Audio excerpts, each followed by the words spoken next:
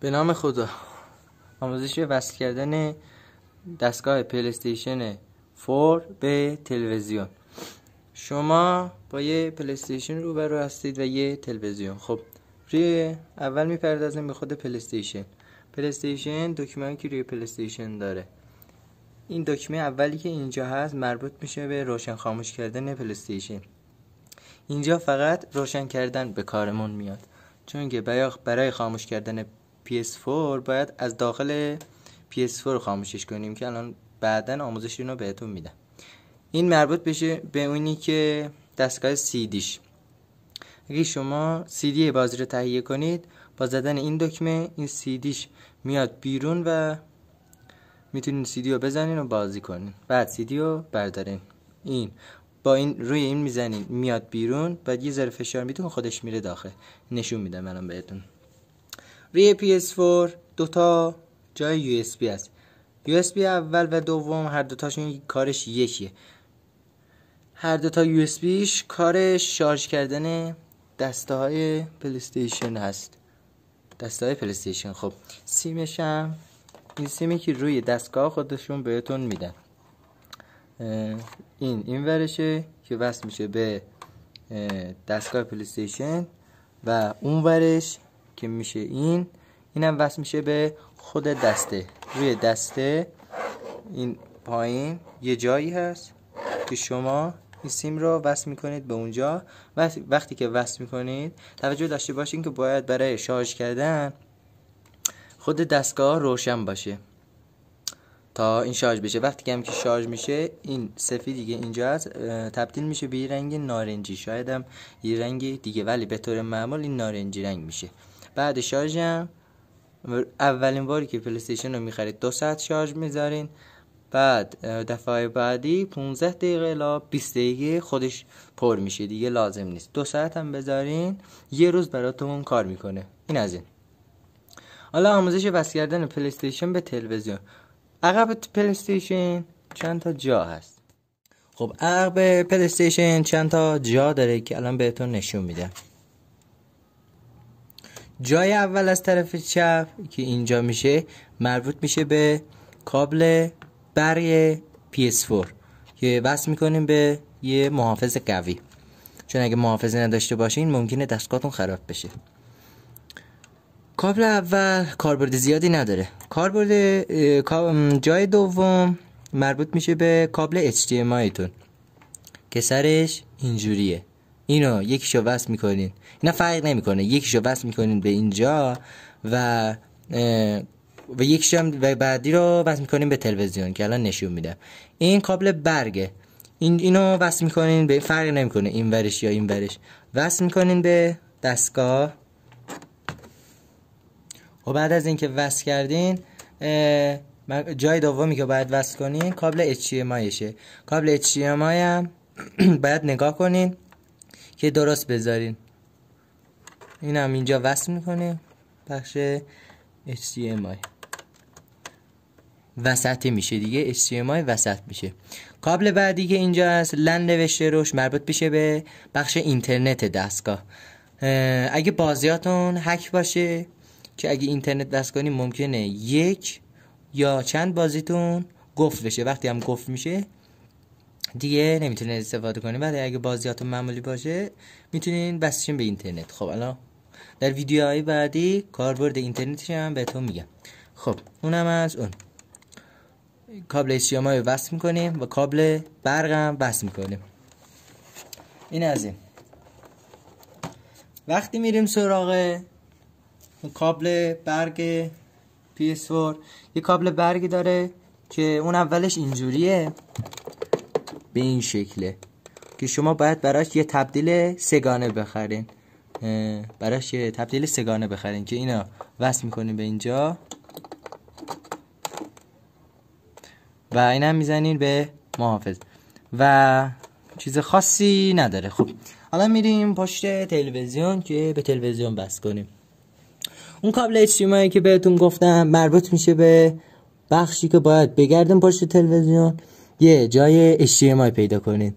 حالا یه دونه این تلویزیون 4 تا جای HDMI داره. حالا من وصل میکنم به یکیش. حالا این شماره داره نوشته روش HDMI شماره 1. اگه اینجا نگاه کنی نوشته 1. جاهای دیگه هم داره ولی باید جاشو توی تلویزیون بدونی که این شماره 1 اونجا هم باید شماره 1 بزنی. الان میگم کجا. بعد کابل بعد چیز خاصی هم نداره، فقط HDMI وصل میکنه به تلویزیون. بعد حالا میریم بخش روشن کردن پلی استیشن. و یه چیز دیگه روی پلی استیشن که 2 تا جای USB داشت، پایین اگه ببینین خب 2 تا جای USB داره. هر دوتاش هم کاربردهایی داره. کاربرد اولش اینه که گفتم دیگه شارژ میکنین دسته پلی استیشن رو. کاربرد دومش اینه که اگه وقتی دارین بازی میکنین شما میتونین از تلویزیونتون فیلم بگیرین توی دستگاه و اون فیلم ها رو از طریق فلشتون اینجا میذارین. بعد میرین تو تنظیمات پلی استیشن که توی ویدیو بعدی بهتون نشون میدم که چجوری فیلماتون رو بریزین توی فلش. خب روی دستگاه شما به طور عادی یه دونه دسته دریافت میکنه. شما وقتی اون دسته عادی رو که دریافت میکنین اینه. برای اینکه یه دسته دیگه هم تهیه کنین باید به خود فروشگاهی که ازش تهیه میکنین بگین تا یه دسته دیگه هم براتون بده. خب حالا روشن کردن دسته و وصل کردن دسته به تلویزیون به دستگاه. اول تو حالت اول چون چون دستگاه شما صفر تازه خریدین اونو نمیشناسه و باید این دسته رو به دستگاهتون آشنا کنین. چجوری؟ کابل شارژ این دسته رو یک USB شو بس میکنیم به پورت USB PS4 و اون یکی جای شارژ هم میاریم بس میکنین به اینجا که این یه جا هست، اینجا جای شارژش اونجا. بعد دکمه پلی استیشنی که روی این دسته هست روی اون کلیک میکنین و بعد کلیک کردنش یه چراغ آبی. حالا چون دسته من دستگاهو میشناسه اتوماتیک با روشن کردن دستم خودش دستگاه اتوماتیک روشن میشه که الان این تصویرش هست. حالا اینو چون میشناسه خودش اتوماتیک روشن شد. حالا منتظر میمونیم صفحه بارگذاری شه.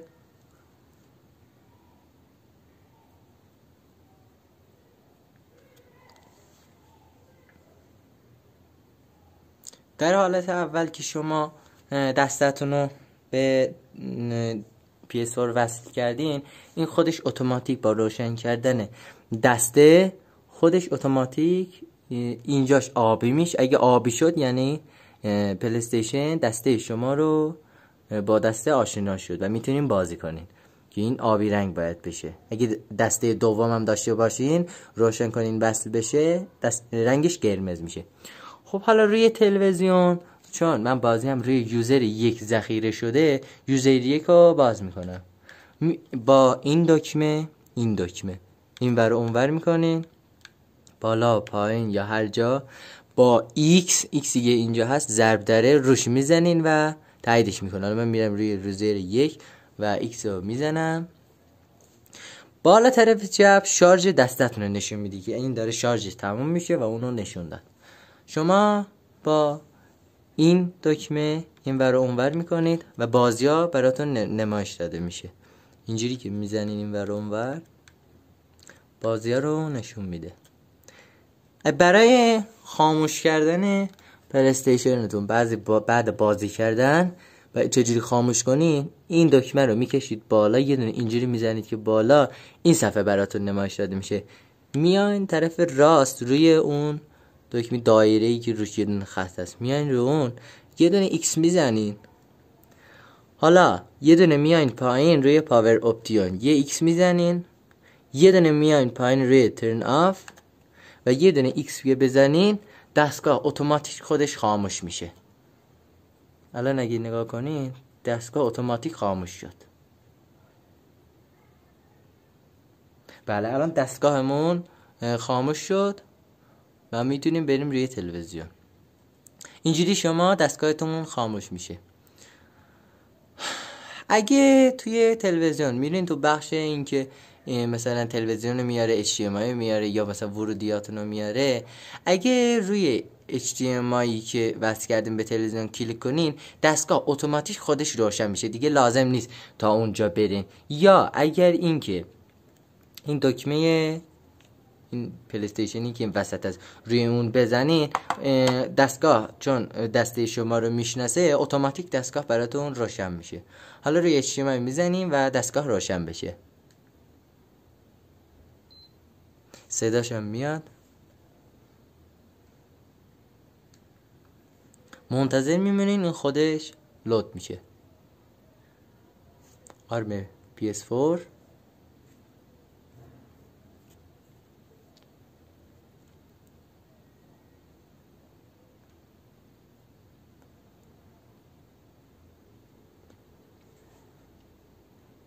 بعد یوزرها میان.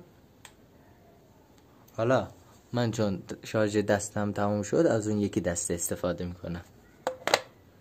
میرم روی اون یکی دسته، دکمه پلی استیشن رو میزنم، این اتوماتیک وصل میشه. بعد ضرب در بازی ها برام لود میشه. بالا هم شارژ دستم رو نشون میده. برای باز کردن بازی هم میرین روی بازی که مثلا میخواین، روی ضرب در کلیک میکنین.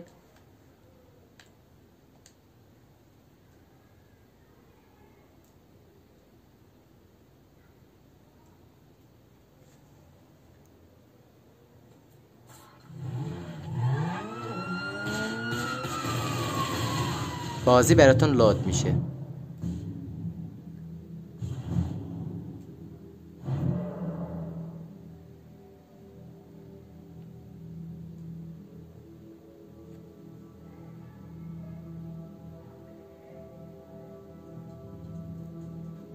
منتظر میمونید تا بازی براتون لود بشه.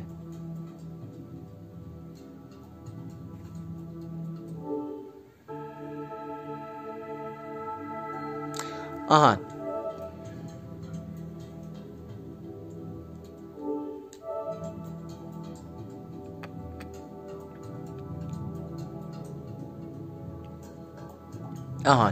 اگه برای این که از بازی خارج بشین، بازیتون تمام شد و میخواین از بازی خارج بشین، روی این دکمه پلی استیشن اگه یه دونه کلیک کنین، این اتوماتیک از بازی میاد بیرون و دوباره اگه ضرب رو بزنین میره داخل بازی. از همونجا که ذخیره شده بازی براتون لود میشه. بعد اینجوری از بازی میاین بیرون و خاموش میکنین. روی ضرب در میزنین، یه دونه میان پایین و اینو اگه ضرب در بزنین دستگاه براتون خاموش میشه. حالا اگه چجوری برگردین این صفحات رو، تو هر جایی بخواید برگردین این دایره رو بزنین، از هر جایی که هستین برمیگرده. ممنون که این ویدیو رو تا آخر تماشا کردین.